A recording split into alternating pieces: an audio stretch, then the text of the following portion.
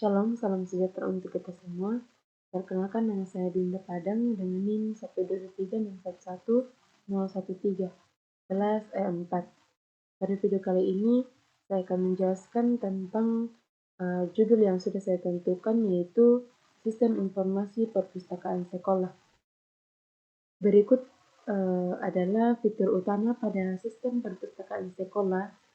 Poin yang pertama, login pengguna, yaitu admin, petugas, dan anggota. Dan poin yang kedua, registrasi akun anggota. Yang ketiga, logout. Yang keempat, manajemen akun pengguna atau oleh admin. Yang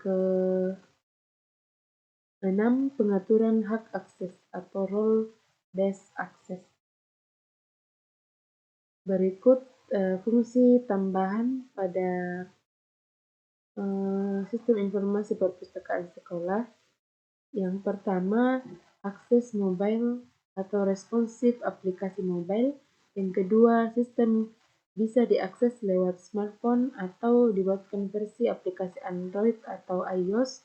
Yang ketiga, mempermudah siswa untuk cek buku, status peminjaman, atau pendapat notifikasi. Yang keempat, rekomendasi buku. Yang kelima, sistem merekomendasikan buku berdasarkan riwayat peminjaman pengguna atau buku terpopuler. Berikut fungsional requirement sistem informasi perpustakaan sekolah. Yang pertama, manajemen pengguna. Registrasi pengguna sistem harus memungkinkan siswa, guru, dan staf untuk melakukan registrasi sebagai pengguna perpustakaan. Poin yang pertama, login dan logout. Yang kedua, sistem harus menyediakan fitur login untuk pengguna dengan peran berbeda, admin, siswa, guru. Yang ketiga, sistem harus menyediakan fitur logout dengan aman. Berikut manajemen hak akses. Poin yang pertama, sistem harus membedakan hak akses berdasarkan peran pengguna, yaitu admin, petugas, dan anggota. Yang kedua, admin memiliki akses penuh terhadap semua modul. Anggota hanya dapat melihat dan meminjam buku. Berikut manajemen buku. Yang pertama, input data buku. Admin atau petugas harus dapat menambahkan data buku ke sistem. Kedua, edit dan hapus data buku. Admin atau petugas dapat mengubah atau menghapus informasi buku yang ada. Yang ketiga, pencarian buku.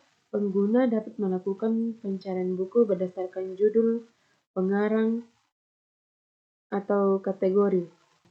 Berikut peminjaman dan pengembalian. Poin yang pertama, peminjaman buku. Sistem memungkinkan anggota untuk meminjam buku dengan validasi jumlah maksimal peminjaman dan ketersediaan stok. Yang kedua, pengembalian buku. Sistem mencatat proses pengembalian buku dan menghitung denda jika ada keterlambatan. Poin yang ketiga, riwayat peminjaman. Pengguna dapat melihat riwayat peminjaman dan pengembalian buku mereka. Berikut manajemen denda.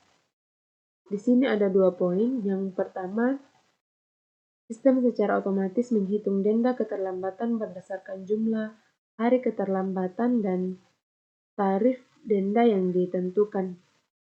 Poin yang kedua, sistem mencatat dan menampilkan informasi denda kepada anggota. Berikut adalah database yang ada pada sistem informasi perpustakaan sekolah. Di sini terdapat ID buku, judul, penulis, penerbit, dan tahun terbit, dan stok. Selanjutnya kita masuk ke dalam penambahan buku. Di sini kita dapat menambahkan buku ke dalam sistem informasi perpustakaan sekolah.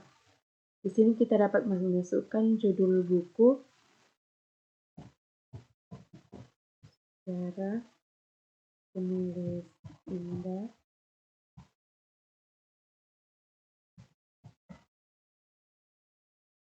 tahun 2005 stok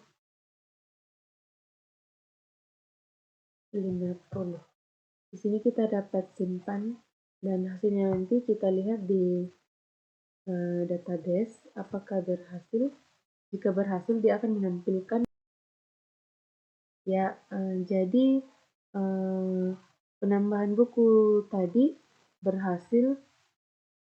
Di sini ada ID buku dan di judul buku sejarah penulis Indah, penerbit Aldi pada tahun terbit 2005 dan stok 50.